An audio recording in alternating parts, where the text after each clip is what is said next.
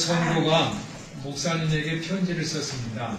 편지 내용은 이런 내용입니다. 목사님들은 설교에 상당히 비중을 두고 설교를 준비하는 걸로 알고 있습니다. 저는 지난 30년 동안 규칙적으로 예배에 참석했습니다. 아마 제 계산이 맞다면 적어도 3,000번가량 설교를 들었을 것입니다.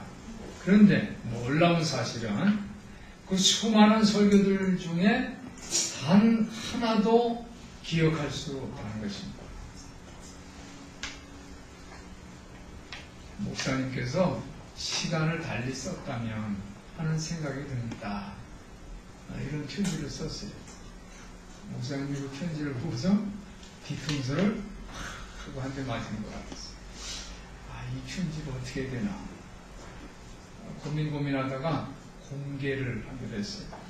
편지 내용을 가지고 토론을 붙이고 목사님들끼리 이 성도가 이런 편지를 썼는데 어떻게 하면 좋냐, 목사님들끼리도 한번 생각해보자 그랬고 교회에다가도 그걸 알렸어요. 그런데 한 사람이 성도로부터 그 편지 내용을 이제 다 알리는데 한 사람이 성도가 이런 편지를 썼어요. 그것도 공개를 하겠습니다. 저는 결혼한 지 30년이 되었습니다. 그동안 저는 32,850번 식사를 했습니다. 거의 모두 제 아내가 요리한 식사입니다. 그런데 저는 수많은 그 식사들 중에 한 끼의 메뉴도 기록할 수 없다는 것입니다. 그럼에도 불구하고 그 많은 식사를 할 때마다 매 끼니 영양을 공급을 받았습니다.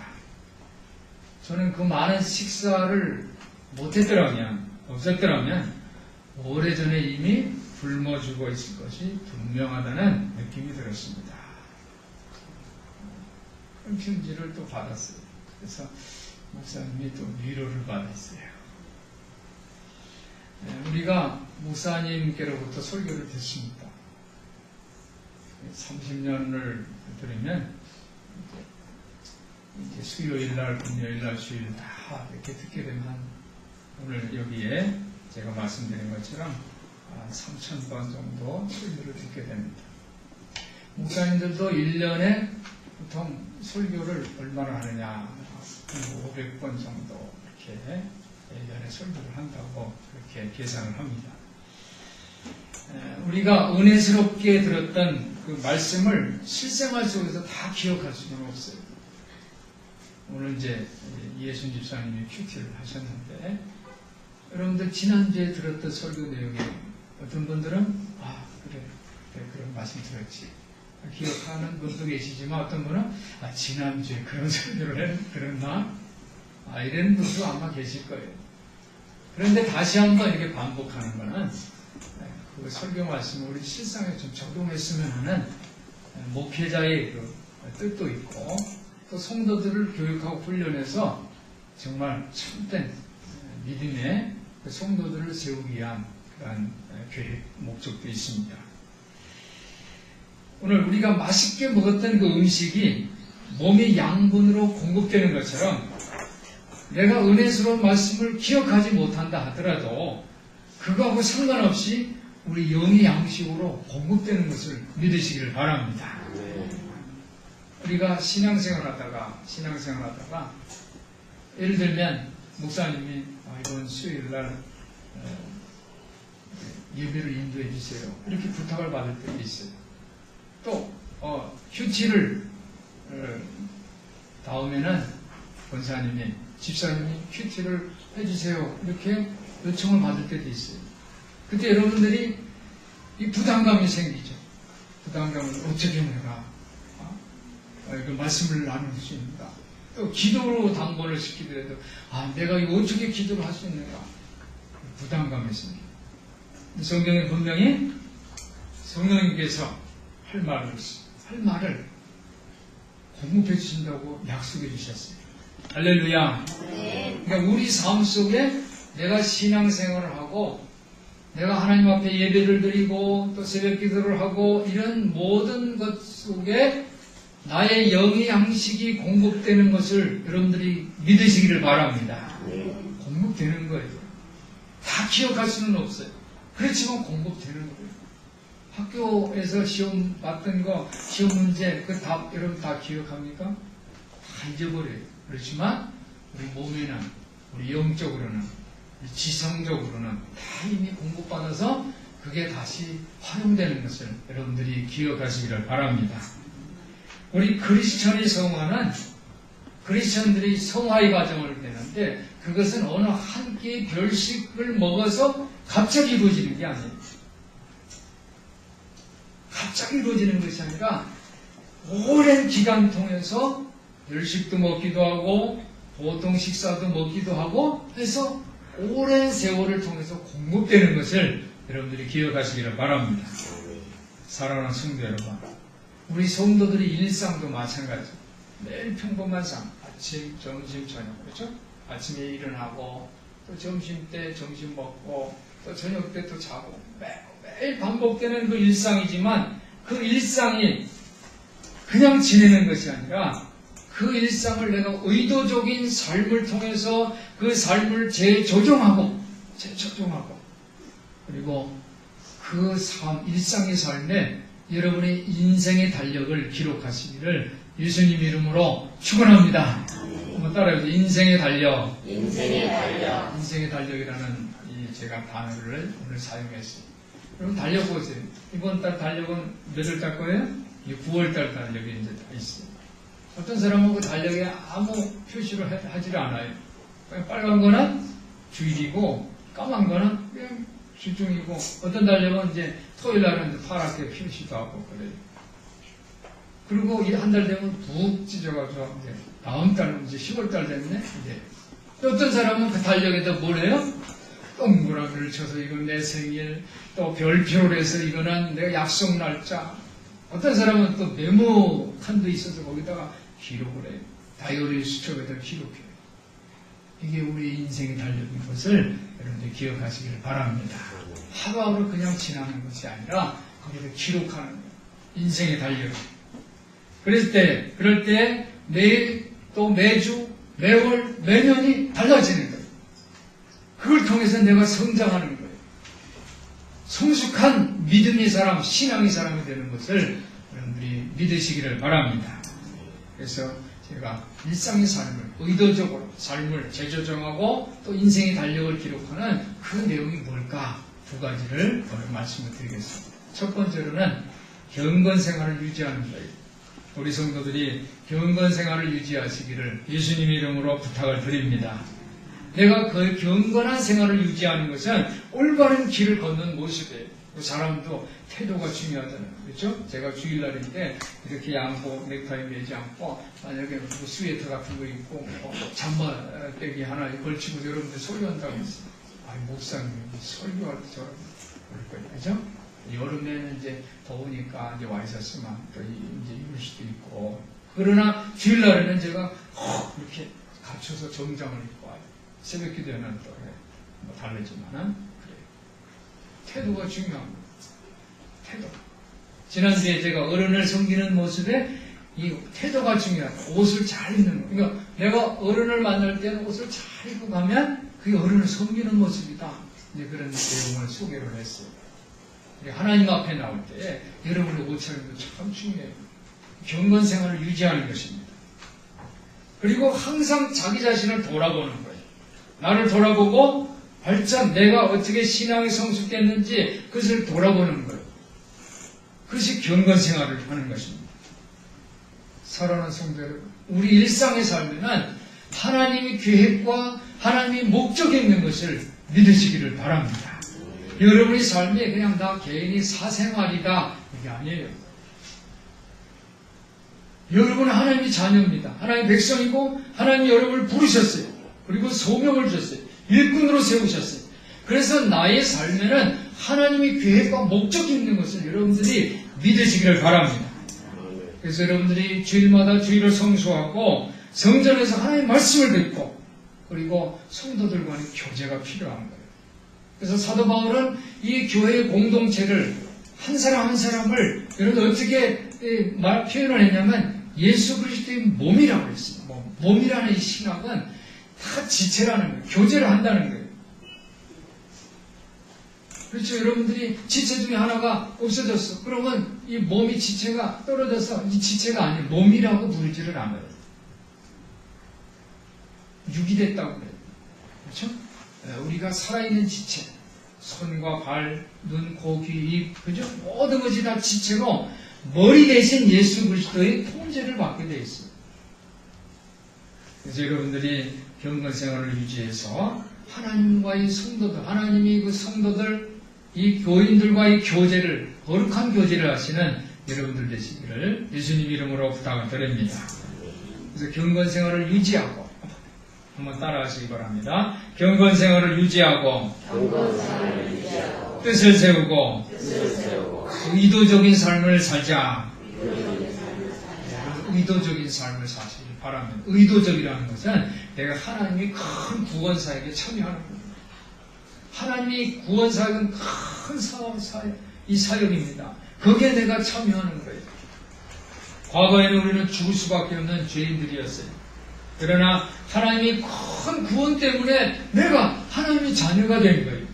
하나님의 자녀가 될 뿐 아니라 하나님이 그 구원사역에 동역하는 하나님의 일꾼이 된 거예요. 거룩한 군사가 된 거예요. 할렐루야. 그래서 우리들이 하나님의 큰 구원을 받고 하나님의 자녀의 권세를 가지고 증거하는 그런 삶을 사는데, 그런 삶의 이 모습이 어떤 모습이냐면 하나님의 표적과 기사를 증거하는 거예요. 여러분이 삶에 하루하루에 사는 모든 삶은 하나님의 표적과 기사인 것을 고백하시기를 예수님 이름으로 부탁을 드립니다. 내가 하루하루 사는 것이 하나님의 표적과 기사가 아니고 그냥 내가 열심히 살았습니다. 나를 드러내는 거예요. 내가 주체가 되는 거예요. 그러나 기도조차도 내 뜻을 내려놓고 하나님의 뜻을 구하는 거. 여러분들이 자기를 죽이고 자기의 뜻을 내려놓는다는 것이 얼마나 그것이 어려운 일이에요. 그런데 그것을 우리는 내려놓는 거예요. 우리 기도할 때 그것을 내려놓습니다. 하나님 나라를 위해서 기도하는 거예요. 그것이 바로 하나님의 표적과 기사인 것을 여러분들이 기억하시기를 바랍니다. 그래서 여러분의 입술은 다 하나님, 임마누엘이라는 뜻이 그거거든요. 임마누엘. 하나님이 함께 하셔요. 사람들이, 믿지 않는 사람들은 무슨 말인지 이해를 못하죠.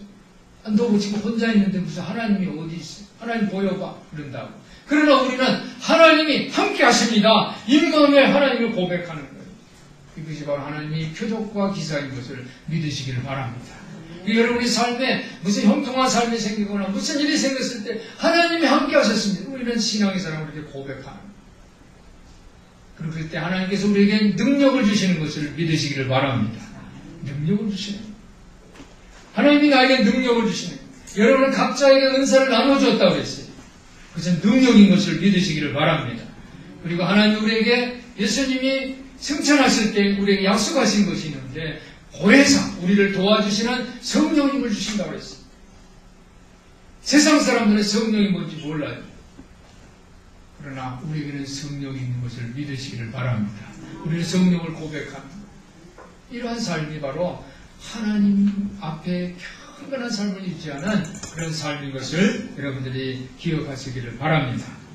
하나님이 일하심을 우리 삶 속에 고백을 할 때 여러분들이 하나님 앞에 경건 시간을 유지하고 표적과 기사를 체험하시기를 예수님의 이름으로 축원합니다. 능력과 성령을 체험해서 하나님의 큰 구원을 증거하는 여러분들 되시기를 예수님의 이름으로 축원합니다. 두 번째 우리 인생의 달력에는 회심 기록이 있어요. 회심 기록. 여러분들이 날마다 회심의 자리에서 그 자리에서 하나님 앞에 얘기하는 참된 예배자 되시기를 예수님의 이름으로 부탁을 드립니다. 우리가 회심을 할 때 하나님은 우리를 변화시켜 주세요. 내가 회심하지 않으면 나는 변화할 수가 없어요.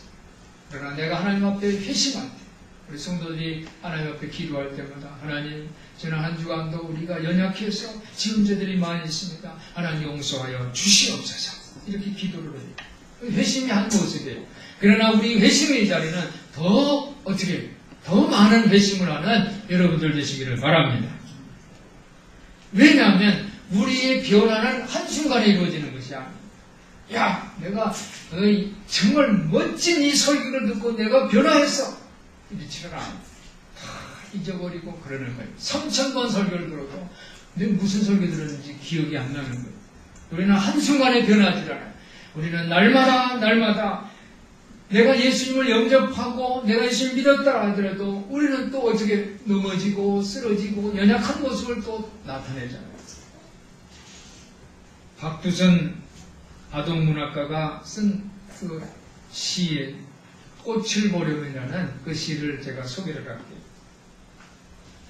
채성화 그 낮은 꽃을 보려면 그 앞에서 고개를 숙여야 하고 그 앞에서 무릎을 꿇어야 한다. 이게 시예요. 채성화 그 꽃을 보려면 그 앞에서 어떻게 해요? 고개를 숙이고 무릎을 꿇어야지 본다는 거예요. 통찰력입니다. 통찰. 우리가 꽃을 보면 무릎을 꿇을 때도 있고 그렇죠? 이렇게 숙여서 볼 때도 있고 서서 또 위에 있는 거를 볼 수도 있고 그런데 이 시인은 채성화 꽃을 보려면 그 앞에서 고개를 숙이고 무릎을 꿇어야 볼 수 있다. 멋진 통찰력입니다.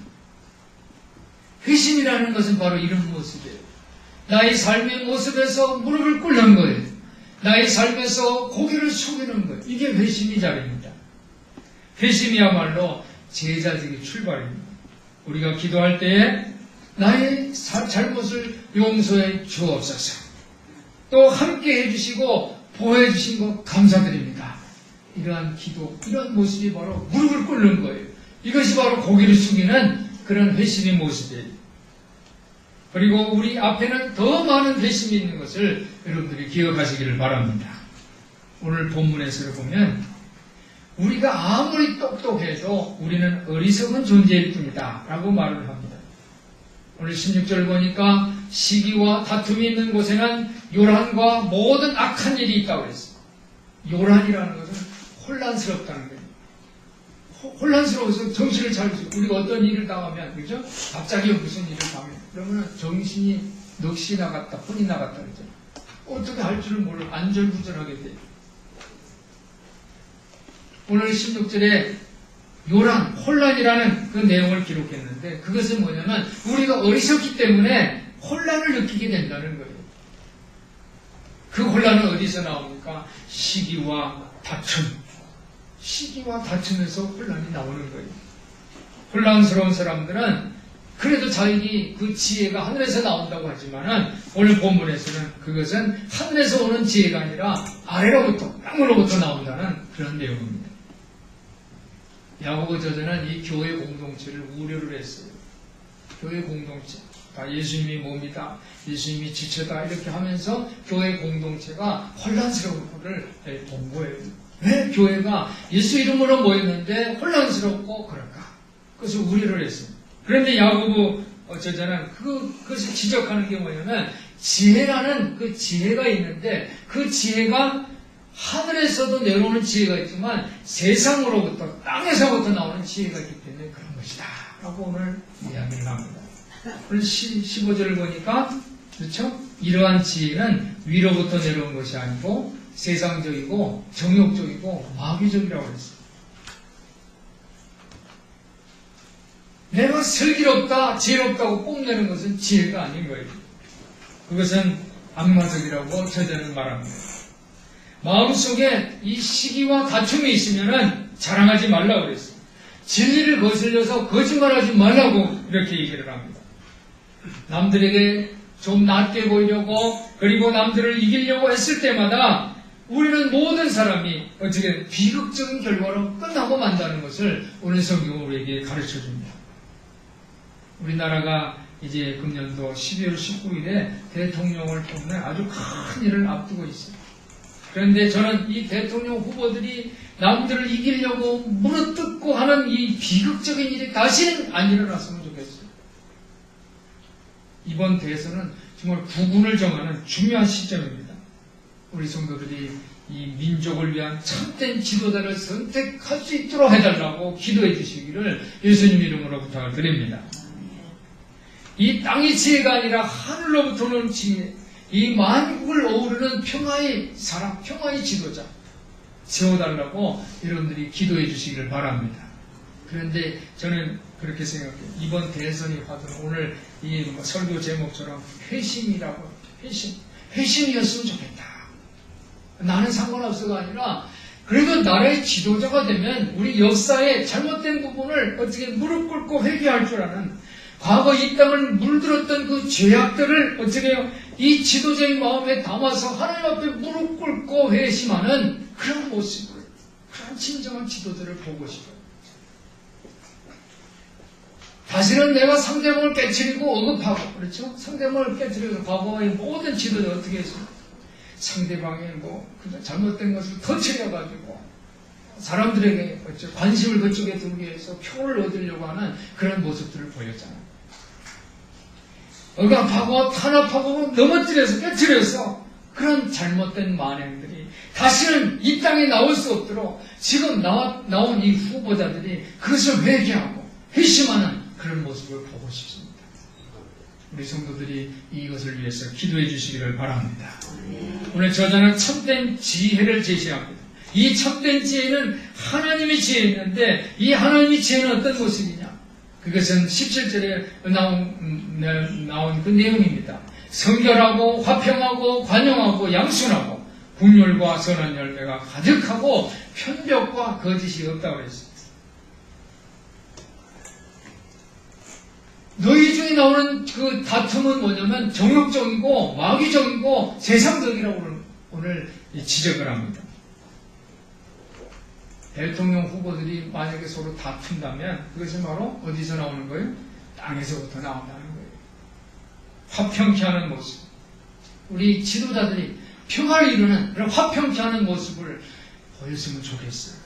그래서 국민들에게 희망을 주고 그리고 이웃 나라들과도 세계의 평화를 위해서 리드할 수 있는 그런 지도력을 발휘하는 그 지도자. 금년에 꼭 이런 지도자가 선출됐으면 좋겠어요. 오늘 교회 안에서도 영리한 교인이 있고 회심하는 교인이 있어요. 오늘 본문에서 우리가 얻은 교훈은 기독교인들이라고 해서 자동적으로 하나님의 지혜를 얻는 것이 아니에요. 내가 기독교인이니까, 내가 예수를 영접했으니까 하나님이 자동적으로 나에게 지혜를 탁 주는 게 아니에요. 신앙 공동체가 세상에 그 지혜로 지배를 당하는 경우가 얼마나 많이 있습니까? 교회가 지탄의 대상이 되고 목사님들이나 이 종교 지도자들이 지탄을 받는 경우가 얼마나 많아요. 세상이 지혜로 지배를 당하는 모습이에요. 영리한 교인들이 많아요. 예수님 이름으로 모이지만은 또 예수님에 대한 믿음을 고백하지만 그들의 삶의 태도와 행동은 하나님과의 교제에 있지를 않습니다. 자신의 영달을 위해서 상대방을 속이는 그런 크리스찬들이 크리스찬이라고 말하는 그렇죠. 교인들이 많아요. 사랑하는 성도 여러분, 저는 여러분들에게 권면합니다. 여러분들은 회심하는 교인들 되시기를 예수님 이름으로 부탁을 드립니다. 한번 따라해보세요. 회심하는 교인. 회심하는 교인이 되자. 네, 우리는 연약하기 때문에 우리는 세상적이고 정욕적이고 마귀적인 것을 탐할 수도 있어요. 그렇지만 그런 일상의 삶을 재조정해서 여러분의 인생의 달력에 하나님의 표적과 기사를 기록을 하고 그리고 여러분의 능력받아서 성령 충만 받아서 여러분의 인생의 달력에 경건한 삶을 기록하고 더 많은 회심을 기록해내는 여러분들 되시기를 예수님 이름으로 축원합니다. 그래서 여러분이 삶의 자리에서 무릎을 꿇으세요. 여러분이 삶의 자리에서 고개를 숙이세요. 그래서 여러분의 인생의 달력에 하나님이 기적, 하나님이 표적을 기록하고 그리고 능력받고 성령이 충만한 삶을 사시기를 예수님 이름으로 축원합니다. 축원합니다. 기도하겠습니다. 사랑이 풍성하신 하나님 아버지, 우리들이 경건의 자리에서 하나님의 표적과 기사를 체험하게 하여 주시옵소서. 회심의 자리에서 지혜의 사람이 되어서 하나님이 나라 천국을 이루는 화평을 이루는 지도자들이 다 되게 하여 주옵소서. 우리 주 예수 그리스도 이름으로 기도하옵나이다. 아멘.